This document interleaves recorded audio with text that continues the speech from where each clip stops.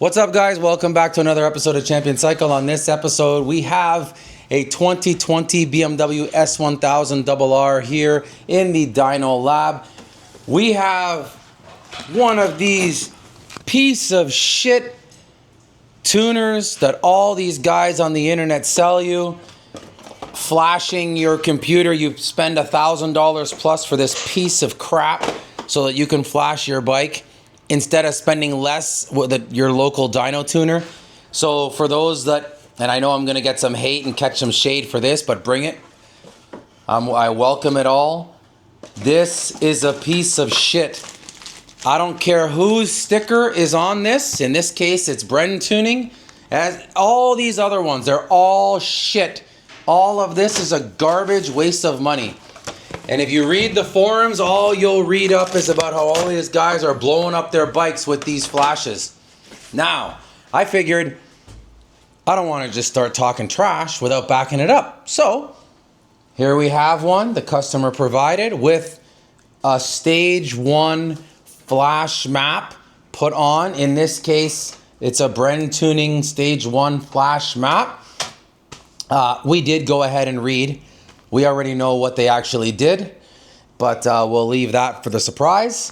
So we're gonna go ahead and run this thing on the dyno. Let's see what actual power it makes. Never mind whatever they sell you on the internet and tell you they're gonna make. We're gonna run this thing on the dyno and see exactly what it actually makes to the wheel. SAE, smoothing 5, no bullshit numbers as usual. Let's go ahead and get right into it. We'll run this thing on the dyno and see what it makes. Then I'm gonna go ahead and I'm gonna remove this caca from the bike.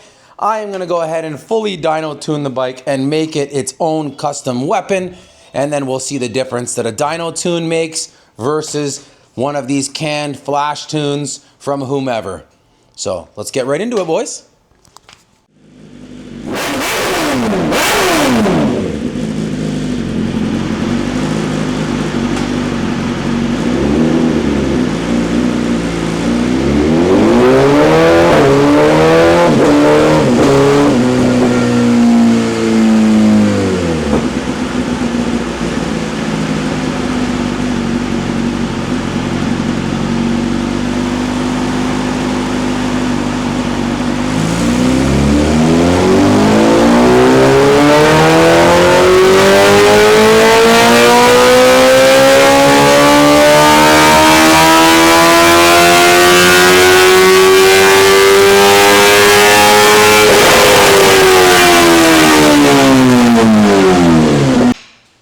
Alright guys, so there you have it. We did some baseline pulls just to see peak horsepower. We did some low end, medium end, and top end just for explanation's sakes. Let's go ahead and dig into this. So here you go. At low end throttle, it's a little choppy down low and a little too rich for my personal liking down low in low throttle range. If we were to go ahead and grab middle area where you generally are, it looks like goddamn Rocky Mountains all over the place, up and down, rich as all hell again, and it's up and down all over the place. Now if we go ahead and do peak power, here you go. Now those of you that have used this particular tuner, and I know this from experience because I get a lot of questions about this, and I have also read the forums where people complain about a flat spot after 8 grand. There you go. You can see it's a flat spot in the mapping. It looks absolutely brutal. And that exact rich dip relays into the horsepower. You can see horsepower is climbing and then all of a sudden it dips down. Well, that's because it's too rich. Then it goes back up and it stays dipping down. That's because it's too rich.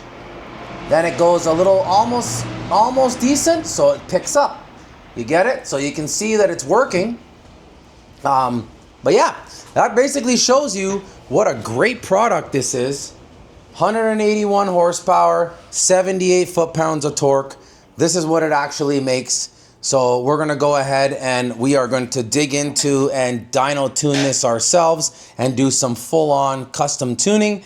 Once we get it all mapped in, we'll go ahead and record the final runs here and we'll show you the difference between, and I don't want to call out one particular brand because everybody's got to eat, but any mail-in flash tuning with these nonsense, all this shit, it's all crap.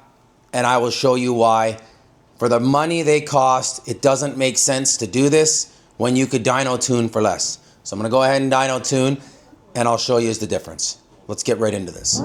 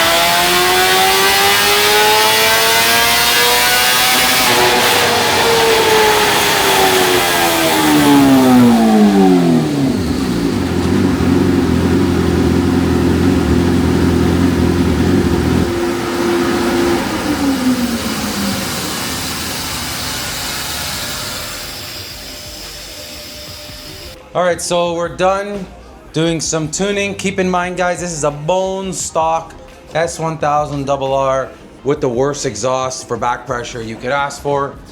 However, we went from 181 to the CAN map. We got it up to 187 and 82 foot-pounds. So we picked up 6 horsepower and 4 foot-pounds of torque.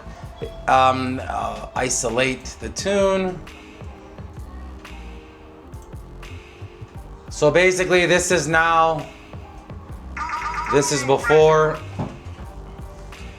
So basically now and before, as you guys can see, I backed off the rev limiter a bit. There's no point over revving it. It wasn't making power all the way. Keep it safe for the customer. And we went ahead and tuned it perfectly. It's got a much better AFR, as you guys can see. No more wild dip that you could see in the graph, horsepower and in the torque graph. Everything's perfect now. She's running good. Now, in closing, guys, so you know, as we stated, oh, I already threw it away. As we stated, these handheld tuners don't make sense, right? Understand this. I can't knock mail-in flash tunes in general because we even offer mail-in flash tunes. We do them all the time. But you have to understand, if you're mailing in a flash tune to someone and they're charging you like we do, we charge 300 bucks. For 300 bucks, it makes sense to get a tune like the one this bike came in with, a quick flash tune. There's nothing wrong with that for $300. But to pay $1,000 plus for some handheld piece of shit, just because you have a handheld device you can't do nothing with anyway, that's where it becomes robbery. For that type of garbage that you just saw on the dyno, for $1,000 plus, they're smoking something and you're smoking something for paying for it. For less money, you can go to your local dyno tuning shop, have your bike dynoed to perfection, and make, as we just showed you, 6 horsepower more, 4 foot-pounds of torque more, not have all your timing retards pulled, all your knock protection pulled, and all that other protections for your motor to keep it alive, not having that all removed like a lot of these mail-in flash tuners do.